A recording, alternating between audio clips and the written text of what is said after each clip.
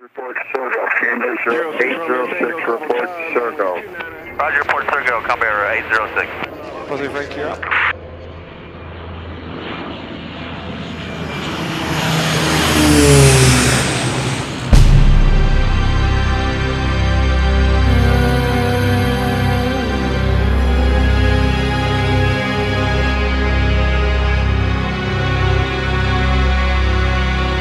A little boy got injured.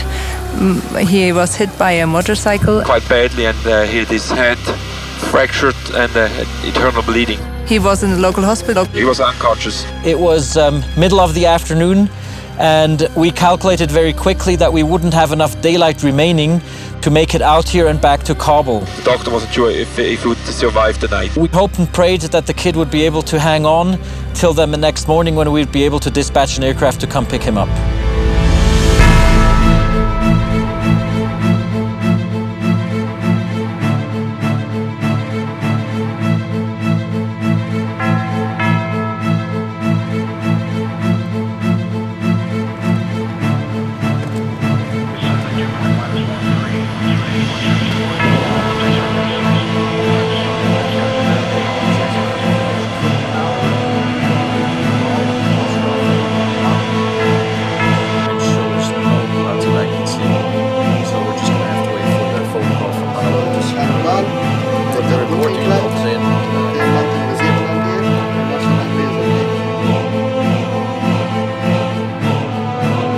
The terrain makes it dangerous and makes it take a long time to get place to place. To travel from Lal to Kabul by overland, it takes about 18 to 20 hours in summer. The flight with Pactec takes 1 hour and 15 minutes. Strobes on. Bleed valves, open, lights, stand up. Ice protection, to auto ignition, auto feather, Pactec 26 rolling runway 29.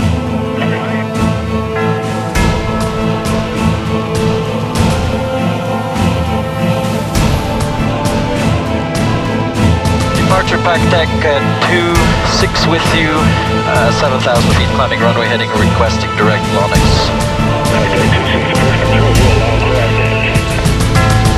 Well, hey everybody, welcome to Afghanistan. Thank you for joining me today. That's 22,000 feet between Kabul and Herat. We are in the Kodiak, 13,500 feet over Afghanistan. We are sitting inside a King Air here, flight level 220, and below me is just Lal. Afghanistan is a fascinating country with its colorful history going back centuries and millennia.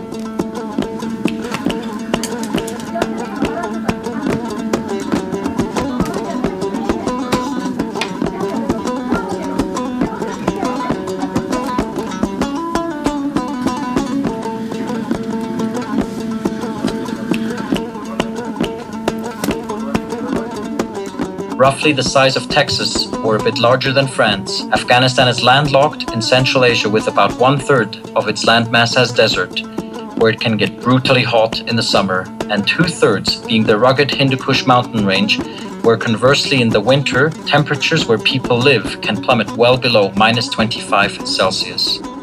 In Kabul, we're operating two types of aircraft. They're both turbine powered. We have two larger twin-engine aircraft, Super King Air 200s. They are high-altitude, pressurized aircraft. We use those for their longer distances. Then we have two of the brand-new Quest Kodiak 100 aircraft. Those are especially designed for short takeoff and landing capabilities. And they found a real niche in our operations here in our high-altitude mountain airstrips. The roads in and out of here are a very big problem. In the winter, for almost a quarter of the year, you cannot reach here by road, and the aid work that happens in this place has to happen by air. If Pactec wouldn't be able to fly the boy out of Lal, I think he would die. We made plans immediately for the next day to send a Kodiak out to Lal, which is in the central region of Afghanistan. Lal is a village on the old Silk Route, on the road between Herat and Kabul. and it is probably a little bit hard to know how old this place really is. Usually a district hospital is not equipped to do a head surgery. For that kind of treatment, you always will have to fly people out. We're at about 9,200 feet elevation, almost 3,000 meters in altitude up here, and it is extremely remote. We called up again and asked if we need to do the medevac, is the boy still alive? We got okay, and then about 7 o'clock we took off in Kabul and landed with the stretcher, everything ready in Lal about 8 o'clock. He actually was stable. He had seizures and was still unconscious, but he still was alive the next morning. They brought him in, we stretched him down. Some of his family came along, and a nurse who took care of him during the flight. Yeah, I would say if Pactec wouldn't have flown the boy out of Lal, he would have probably died in Lal, because there was no doctor who could. They didn't know what to do there. They couldn't treat him. We were flying back from Lal towards Kabul. The crew back in Kabul airport called up the tower for the ambulance to be ready when we land. So when I landed, the ambulance was there. I would say the plan was to put him in a normal hospital in town with local treatment. But you know, by God's grace, somehow the ISAF hospital got informed, and they came with top-notch equipped medical care. He was over at the hospital when we arrived. ISAF picked him up immediately, which was not quite foreseen that they would do it that way. The brain surgeon was there for that day, and he left the country the next day. So it was really great that the boy could be operated by this specialist.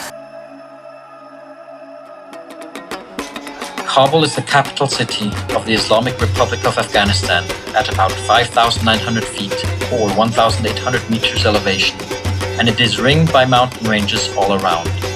It is hard to really know how many people live in Kabul, but estimates for 2012 are around 4.5 million. The infrastructure of Kabul is taxed to its breaking point for transport, electricity, heating, and water.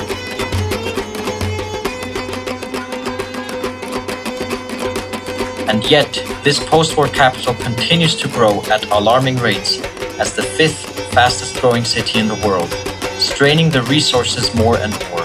But on the other hand, you experience genuine proverbial hospitality unique to all Afghans. Being strategically located on the Silk Route, which connects Asia and Europe, Afghanistan boasts fine carpet and trading tradition.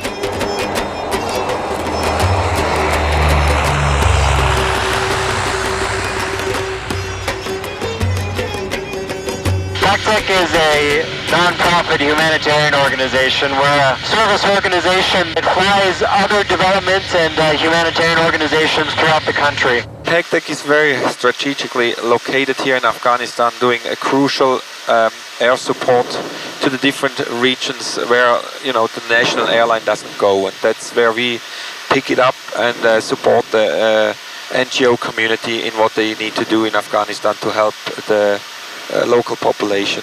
Pactec is vital to our ability to live here and work here and to keep supervising these projects. Without Pactec flight, there would be no possibility to help the people who need it. If there was no Pactec flights, it would have been almost impossible for us to do this mission. You know, in Afghanistan, the challenges are for NGOs are, you know, there's a security risk when you have to travel by road to remote places. If Pactec wasn't here, I wouldn't be able to travel during the winter months or during times like this where security is difficult in some parts of along the road.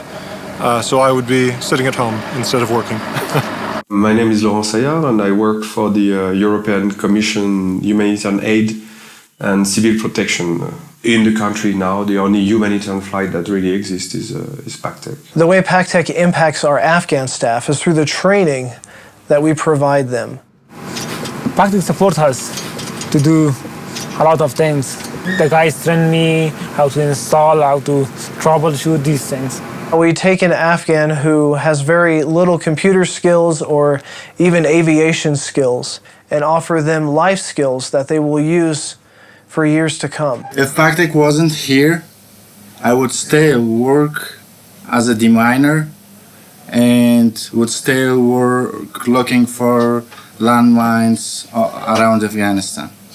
As a finance manager at Pactec, I do control the financial transactions within the organization. So I'm glad Pactec had helped me with my education and everything else. Today we're gonna try to get up to Lal. This one kid that had the motorcycle accident has now recovered completely.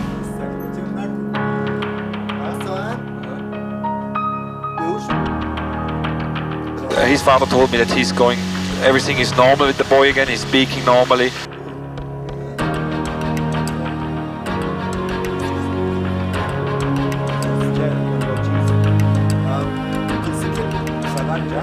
And he's starting first grade after the 21st of March.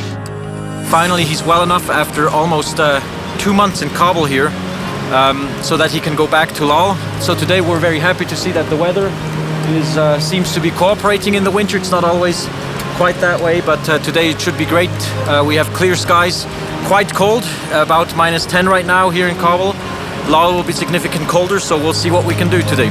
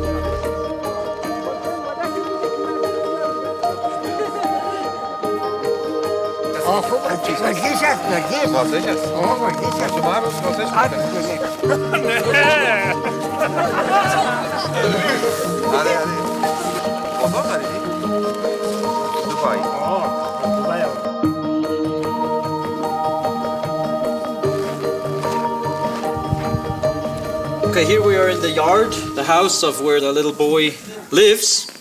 You can see we have running water of sorts. They say it's only 3 meters down. However, everything is frozen and it's almost constricted to not being able to get the water out. And when it's extremely cold, I mean, we don't have real glass, we just have plastic on the windows. I think these people really have it hard, and there on the roof you can see the dung that they collect for heating. They dry the dung during the summer, and then during the winter they will use it for heating and for cooking actually. Yeah, they all have just outhouses for their toilets. It's very basic living, and this is very normal actually, and this is tough people that live out here.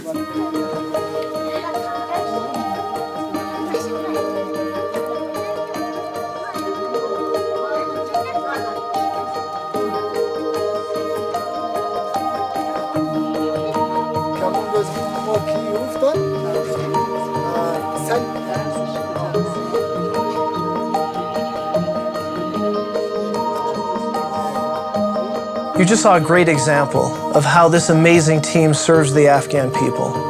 One way you can help Pactec is by coming. Forget what you see on the media, forget what you hear on the news.